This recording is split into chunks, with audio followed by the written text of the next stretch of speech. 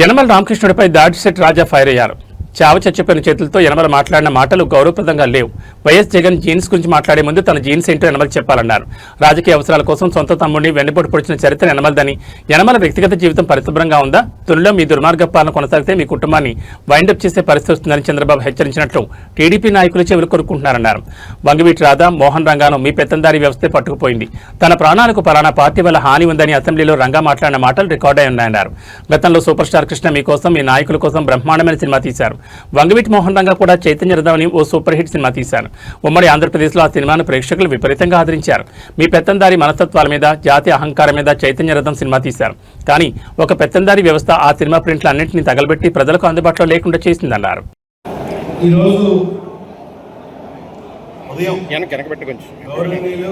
యనమల రామకృష్ణుడు గారు మాట్లాడుతూ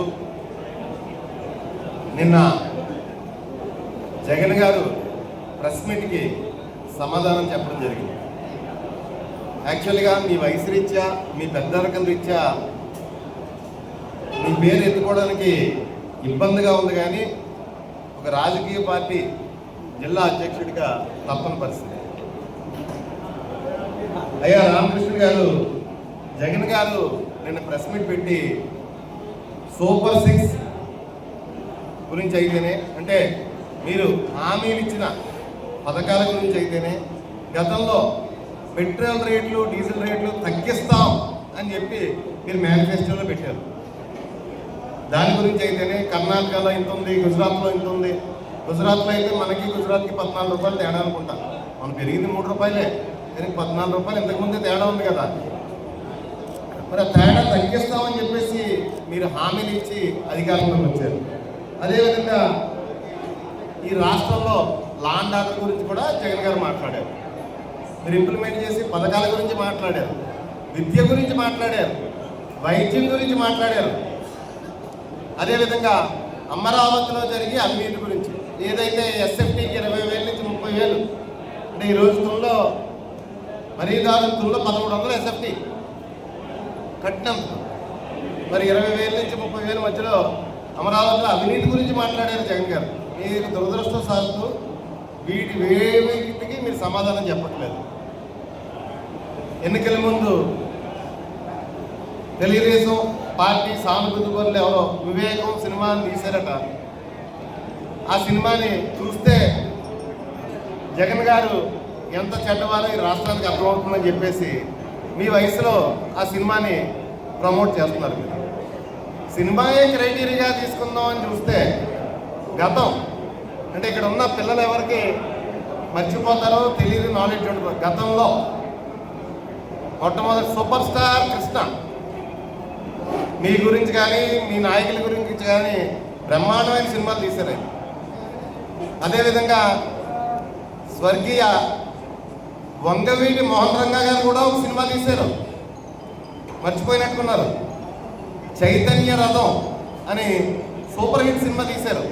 స్వర్గీయ వంగవీటి మోహన్ రంగా గారు నిర్మాతగా, వంగవీటి రాధా గారు జీవిత చరిత్రను, ప్రజల కోసం ఆయన కష్టపడ్డ దాని గురించి, పేదల కోసం రాధా గారు ఏ విధంగా కష్టపడ్డారో అన్న బేస్ మీద చైతన్య రథం అనే పేరుతో ఒక సినిమా తీశారు.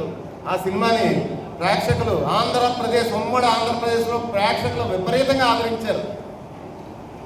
మీ పెత్తందారి మనస్తత్వాల మీద, మీ జాతి అహంకారం మీద తీసిన సినిమా అది. కాకపోతే దురదృష్టవశాత్తు సినిమా రిలీజ్ అయ్యి 50 days ఫంక్షన్స్ అయ్యి చేసుకుని ఆ ప్రింట్లన్నీ కూడా ల్యాబ్లకు వెళ్ళిన తర్వాత ఆ ప్రింట్లన్నీ కూడా తగలెట్టేసిన పరిస్థితి.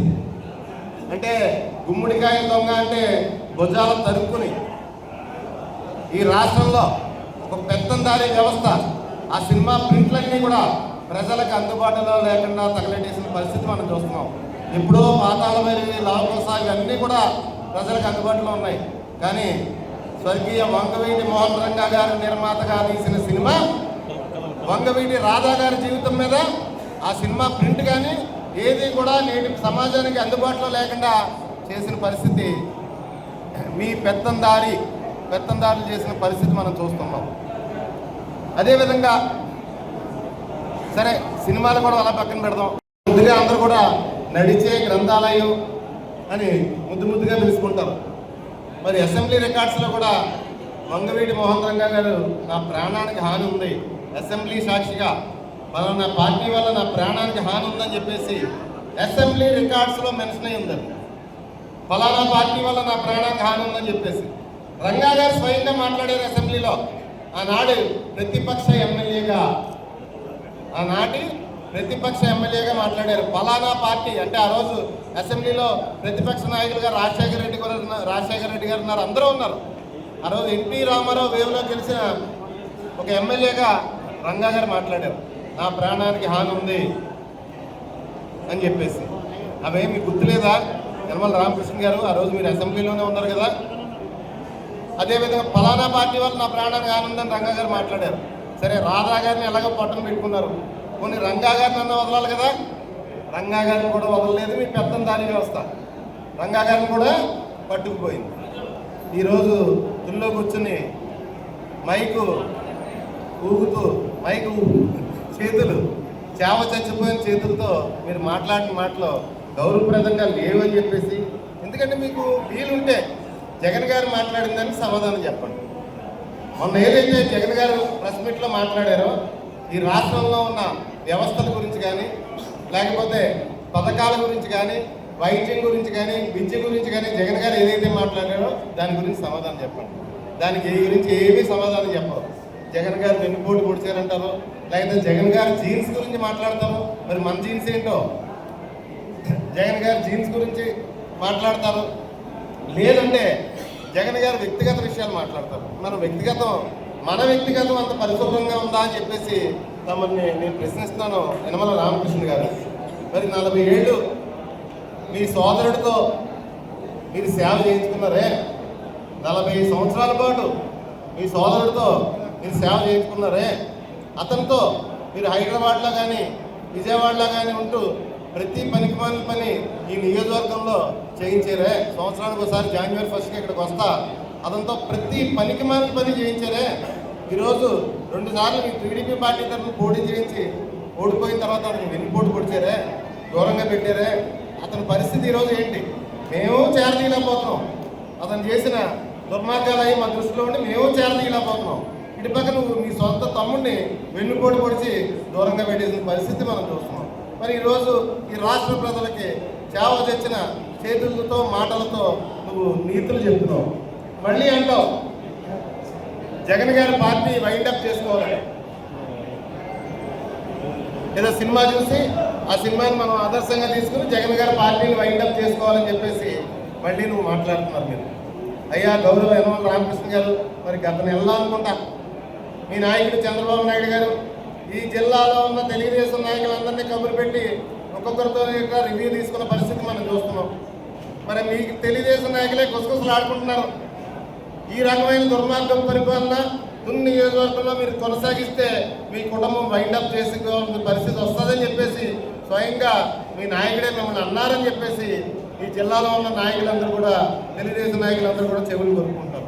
ఆ వైండప్ సంగతి ఏదో ఒకసారి మరి మీరు చూసుకోవాల్సిందిగా కోరుకుంటూ, యాక్చువల్గా నాకు మీకు కౌంటర్ ఇద్దామన్న ఆలోచన కానీ మాట్లాడాలన్న ఆలోచన కానీ నాకు లేదు.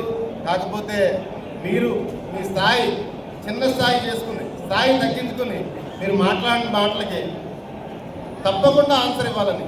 మీకు వీలైతే మీరు ఆర్థిక మంత్రి చేశారు కాబట్టి ఆర్థిక పరమైన వ్యవహారాల్లో కానీ ఆర్థిక పరమైన కుంభకోణంలో కానీ మీరు అన్వేషణ చేయగలరు. ఈ ప్రభుత్వం వచ్చిన తర్వాత నియోజకవర్గంలో జరిగిన విషయాలు కూడా మా నోటీసులో ఉన్నాయి. మాట్లాడే టైం వచ్చినప్పుడు మేము తప్పకుండా మాట్లాడతాం. అలాంటివన్నీ కూడా మీ నాయకుడికి తెలుసు కాబట్టి మిమ్మల్ని మీ కుటుంబాన్ని ఇక్కడ వైండప్ చేస్తానని చెప్పేసి ఆయన మాట్లాడడం జరిగిందని నేను బహుశా భావిస్తున్నాను. దయచేసి మీ స్థాయికి తగ్గట్టు పెద్ద తరహాలో పెద్ద మనిషి స్థాయిలో మీరు మాట్లాడాలి కానీ చిన్న విషయాలు సినిమాని ఉదాహరణగా చేసి మీ తెలుగుదేశం పార్టీ కూడా సినిమాను ఉదాహరణగా చేసి మీరు మాట్లాడటం తగదని చెప్పి తెలియజేసుకుంటూ థ్యాంక్ యూ. అంటే మీరు కుటుంబం పార్టీయా? మీరు వెన్నుపోటు పొడిచారు కదా, తెలుగుదేశం పార్టీ కుటుంబం పార్టీయా? మరి గొడవ పార్టీ అయితే మీ కుటుంబం పార్టీయా? పదే ఆయన అడిగిన దానికి దేనికి సమాధానం చెప్పట్లేదు. ఈ రాష్ట్రంలో అక్క చెల్లెమ్మలకి మీరు ఇస్తున్న హామీ ప్రతి నెల నీకు 1500, నీకు 1500, నీకు 18,000, నీకు 18,000 గురించి అడిగితే మాట్లాడలేదు. సిలిండర్లు అందరికీ ఇచ్చేసాం, పథకాలు అందరికీ ఇచ్చేసాం. 6 లక్షల మందికి పెన్షన్ తగ్గించారు. అమరావతిలో విపరీతమైన పదుల రెట్ల అవినీతి జరుగుతుంది, పదుల రెట్ల అవినీతి జరుగుతుంది. దాని గురించి క్వశ్చన్ చేస్తుంటే మీరు ఆన్సర్ చేయట్లేదు. వివేకం సినిమా అంటున్నారు, లేదా ఇంకోటి ఏదో అంటున్నారు, ఆయన వ్యక్తిగత విషయాలు చేస్తున్నారు, ఆయన జీన్స్ అంటున్నారు, రకరకాల అడ్డగోలు మాటలు మాట్లాడుతున్నారు. కానీ ఆయన ఈ రాష్ట్రంలో ఉన్న ప్రజల సంక్షేమం గురించి మాట్లాడితే దాని మీద ఎవరూ సమాధానం చెప్పట్లేదు. Thank you.